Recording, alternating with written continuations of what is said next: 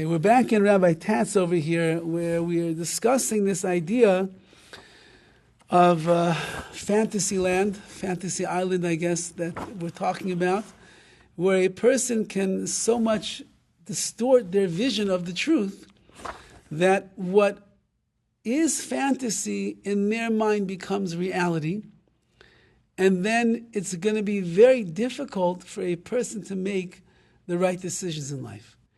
If what I think is the truth is fantasy, and what I think is fantasy is the truth, right? If I think what is fantasy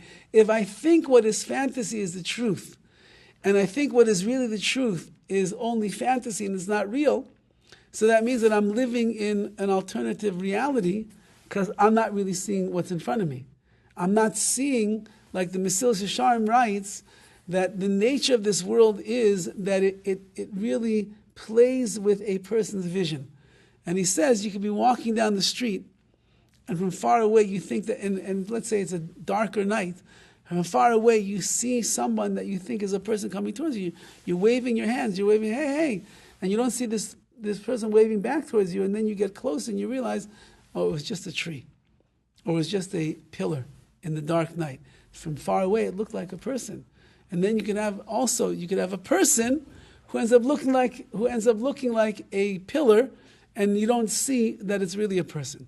That's the nature of this world. It obstructs our vision. It puts us into a world sometimes of illusion where we don't see things in the proper way. And in the world of BECHIRA, free will, it's obviously a big problem, because if you don't know what's right and you know what's wrong, you know what's true and false, what's reality and illusion, it's going to be really difficult to make proper decisions. Now he has something called what's the web of fantasy. And he says, really, he has very powerful, penetrating ideas. Sin originally had no intrinsic appeal.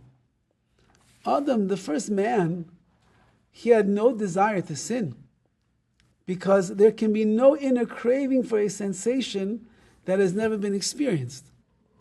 If I don't know what chocolate ice cream tastes like, so then I don't have a desire for chocolate ice cream. If I don't know what a good whiskey and a cigar feels like while you're sitting on the couch and the fire pit is roaring in front of you, I don't have a desire. I have no idea what it's even like. So anything that I never really experienced, or I never tasted the sweetness of that thing, so then I have no real inner craving for it. And then he quotes a verse, and the verse says like this: woe to those who draw transgression upon themselves with the threads of nothingness, and sin like the ropes of a wagon. So the iniquity, the transgressions, are going to be like threads of nothingness, and the sin that we're going to draw ourselves to, or draw to ourselves, will somehow become the ropes of a wagon. So from the threads of nothingness, it will become like the ropes of a wagon. And the Gemara says on this pasuk, on this verse, that when the Yetzer Hara begins its work, it resembles a spider's thread, but it ends up like a wagon rope. Now, what does that mean? Temptation begins as a flimsy illusion, no more tangible than the spider's threads. Everybody knows, you see a spider web, it's very thin. It's very fragile. Sometimes you think that you're seeing it, and you put your hand through it, and you can't even really see because it's disappearing in the air. Later, however, when the addictive pleasure is part of inner experience, so now you tried the sin, and it happens to has an addictive nature to it, and so you do it again, and again, and again. It binds as firmly as the thickest rope, so you keep wrapping around that spider web. Another one, another one, another one. You're adding and you're adding and you're adding, and it becomes a very thick rope. The process begins as seeing and imagining only. I only saw the sin. I have no inner craving for it. I'm imagining, the advertisers do a very good job of getting me to imagine that if I will have this, then I'll be happy. If I'm going to go there, then I'm going to have real pleasure in my life. If I'll imbibe in this pleasure in this world, then I'll be truly a satisfied person. I never had it before, and he'll explain. I never had it before. Nevertheless, I have an imagination in my mind that it's going to be good. I then go and I indulge in that pleasure. And as he's going to say, I'll let him speak, because he says like this: a young person's desire for his first cigarette, it's pure fantasy. But he watched a few movies and he saw how cool they look when they're smoking this cigarette. He never smoked one before. He saw some older kids smoking this cigarette. They look so cool. Wow, they look like they're so happy. They look like they're having such a good time. Now, he has no craving. He's just imagining in his mind that if I'll be the one that's smoking that cigarette, I'm going to be cool also. I'm going to look so good. I can roll out the rings out of my mouth and out of my nose. It's going to be amazing. So then he says, and when it's first tasted, not necessarily pleasant, the first cigarette, person enjoyed their first cigarette, it may leave him feeling thoroughly ill. Maybe he starts coughing. He doesn't like the way that it tastes. He doesn't like the way that it feels. So why would you smoke again then? But the fantasy is strong enough to overcome even that disappointment. And sooner or later, what began as experiment has become necessity. So this that a person begins smoking. So the first cigarette is not there's no pleasure there at all.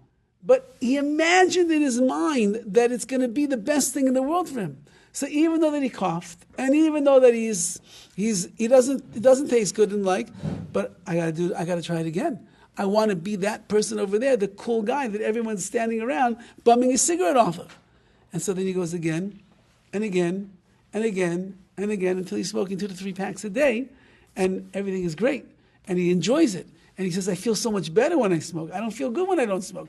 My mind is settled. My stomach digests things better. I feel relaxed. I feel at peace. I feel very good. So it's the fantasy. It started off as fantasy, and now he's convinced in his mind it's now necessity.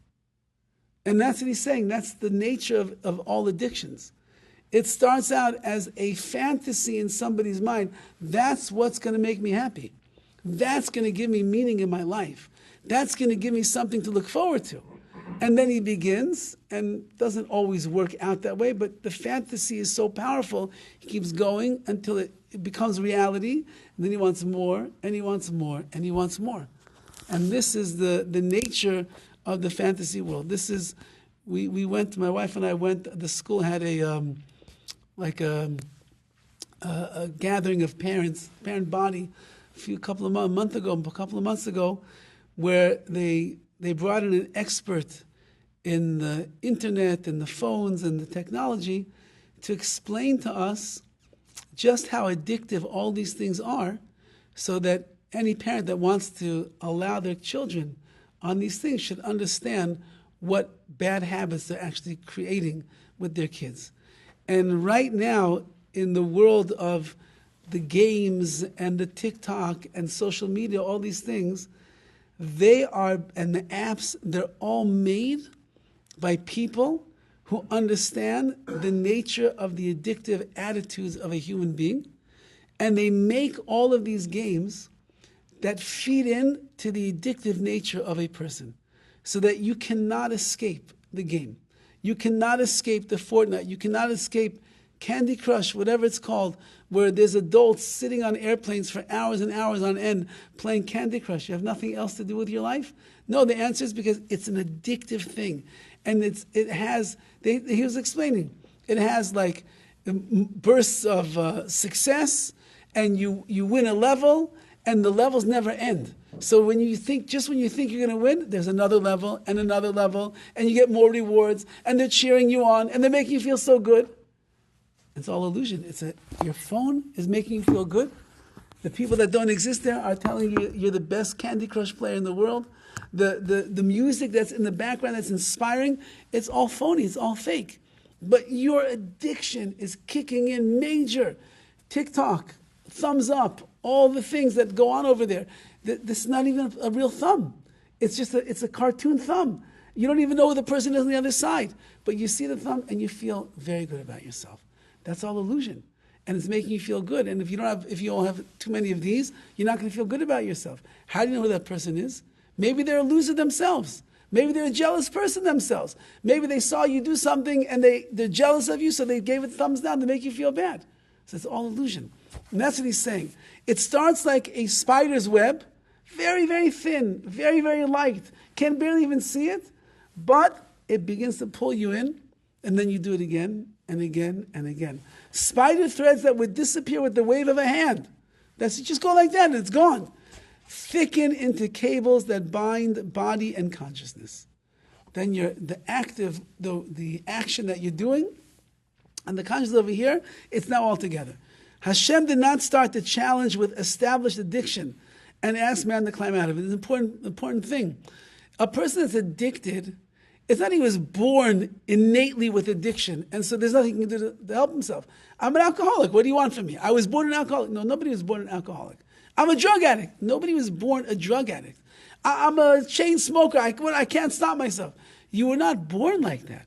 You were born a clean slate. You didn't need drugs. You didn't need alcohol. You didn't need cigarettes. You didn't need you didn't need any of that. So why you? Clean slate with the Yetzer Hara, not a Yetzer Tov. Okay, well let's see. But you are a clean slate, meaning that you did not indulge in any of these things over here. That being said, a person has to know that HaKadosh Baruch Hu did not start you off with an addiction. Rather, man's wide-eyed fantasy built his own trap. I saw something that I had this idea now in my mind. This is what is going to make me feel good about myself or make me happy or satisfy me. And I then indulge. And now I become an addict as a result of that. That's my fault. It's not Hashem's fault. That's my fault that I even gave in to the fantasy in the beginning. The eyes built a false world and gave power to the agent who is all eyes. Like we said before, remember we said before in the last class that the angel of death is this body with all the eyes on it, and that's because that's what gets us into the world of fantasy. It's looking and looking and looking and looking and looking and seeing and seeing and seeing and seeing. What we think is offering us tantalizing pleasures in this world, it's fantasy. And once we have it, then we go more and more and deeper into it.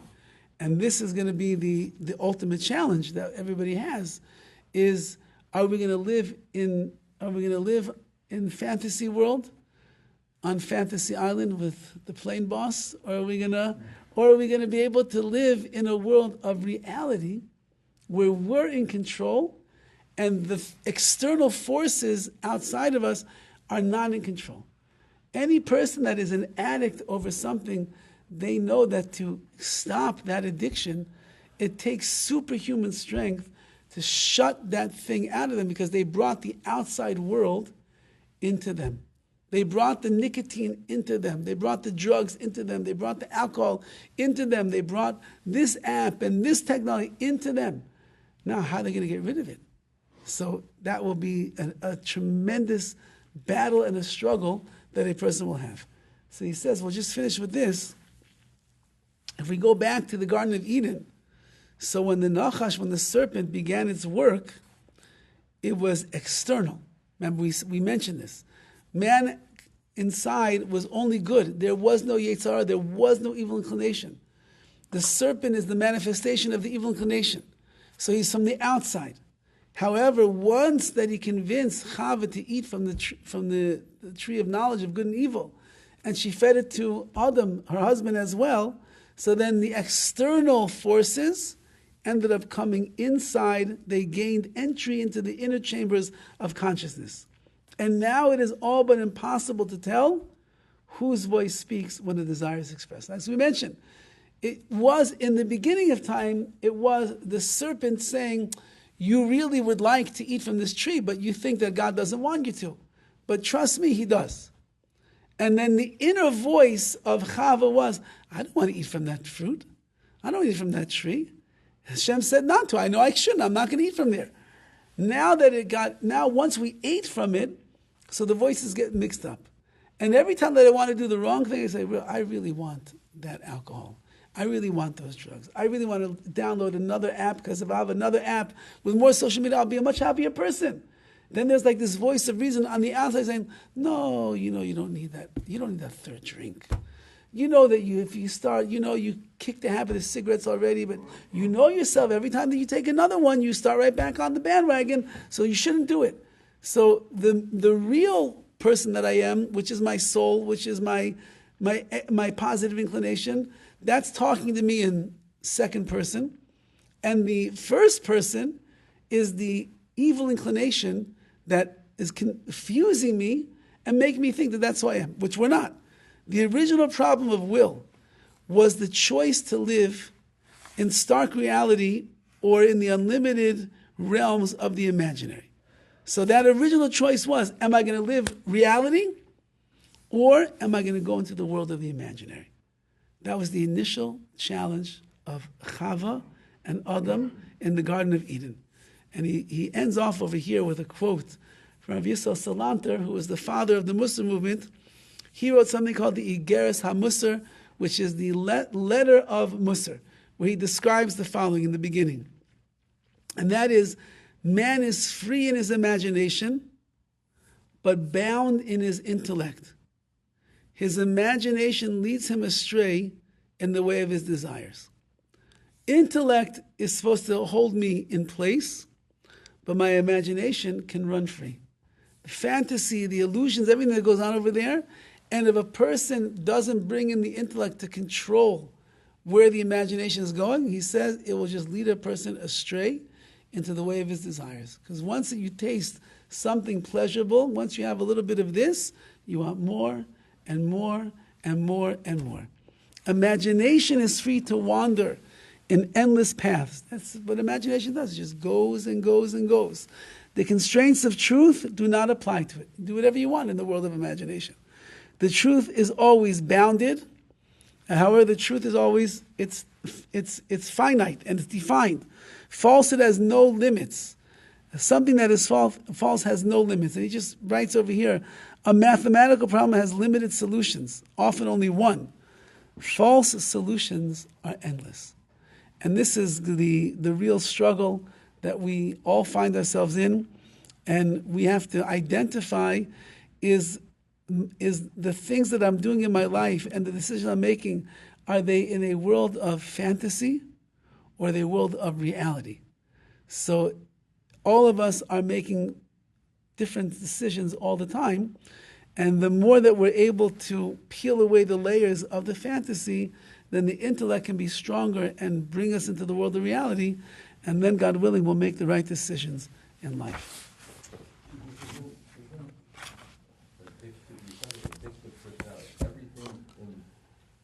Everything in life is addictive.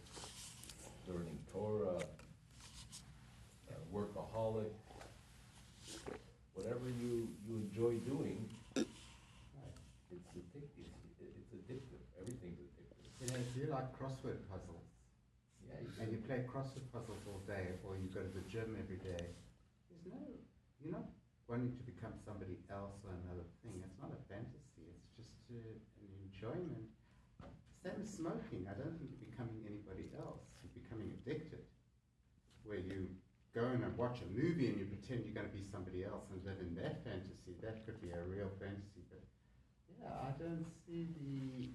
Well, let's say it like this, that but anything that we could define as negative behavior, why would a person do it? Everybody agrees that the Surgeon General says that smoking cigarettes can kill you. Everybody agrees that being an alcoholic could kill you. Everybody agrees that doing drugs can ruin your life. Everybody agrees to that. So, right? So therefore, why does a person indulge in vices and activities that are bad for them? Because those are vices that are addictive, but some things are not vices. They are constructive. Like if you go and play tennis every single day, but you're addicted, okay. It's constructive. Okay, again, we're talking about the negative. Let's talk about the negative right now. Okay? And even the life of a workaholic. It's also destructive. If a person cannot close the computer and close the door to the office and go home to be with their family because they're too addicted to their work, that's also destructive. And even if a person, their addiction is learning Torah, and they cannot close the Gemara when they need to go home to their wife and to their children, yes, that's also destructive. You're right. So in every aspect of one's life, so whatever it is that we are engaging ourselves in, so we have to make sure that it's not controlling us, that we are in control of that. And that's only going to be if you're in the world of reality. So again, the things that clearly are bad, which everybody can recognize as bad, so that's what he's saying over here. What would bring a person into that world to ruin his life over these negative vices and the like? That's the fantasy that he has that got him in there originally. He thought this was going to make him happy and change his life for the good. And now it becomes like necessity in his life. He's got to have it. When a person, if you ever listen to people that were drug addicts and they tell over their stories, they got to points in their life they could not live without drugs. Because reality is when you're not on drugs. And the reality was so painful for them to deal with, they needed to always be in the world of not reality, of fantasy, to be able to survive and live. So they were willing to steal, and to hurt other people, and to rob, and do all these things, and live a crazy world of drugs, because the other choice was what's reality. My miserable, wretched life, and that's what I'm trying to escape over here. So that's why I have to be on cocaine and heroin and all these different things to get me away from that world. And that's why they could end up killing themselves with their addiction. Again, that's the extreme example. But they'll end up killing themselves with that addiction because I can't stop, because if I stop, I have to go back to the truth and the reality. And I don't want to deal with the reality. Like the tree from which Chava and Adam ate, it was their will against what Hashem asked them to do. To remember, what was that tree? The tree was the tree of knowledge of good and evil. Can you reflect on what does that mean in the context of what we're talking about? No, that's exactly what we're saying. The good is reality, and the evil is fantasy. And once that you indulge in the fantasy, in our minds it starts becoming reality. And that's the struggle that we're in until this very day. Until they ate from that, there was no... Until they ate from that, they were complete reality. The fantasy was only on the outside. It was not a part of them. Once the urge for fantasy becomes a part of us, so then you could look at anything in this world and you could see the fantasy and not the reality that is there. The BECHIRA is fantasy? Yes. Are those equivalents? Yes. A little bit of fantasy everybody needs. You have to have something to look forward to. Okay, again, we can, Hashem made us that we are creative individuals. We praise the child for his creativity. When you see a kid that's playing and you see how his mind is working, and he's building buildings, and he's building this, and he's drawing pictures, and he's coloring in amazing colors, we praise the child. He's so creative. So yes, creativity, when used for the right things, is a very beneficial part of our lives. It's just when we head off into the world of illusion and fantasy, which is taking us away from who we really are, that's what he's talking about over here. That's the danger that is lurking around. There's a quote of what Einstein said: imagination is more important than what? Reality. Than reality? Than intellect? Or reality. What? Yeah? Is that what he says? Imagination. He said that?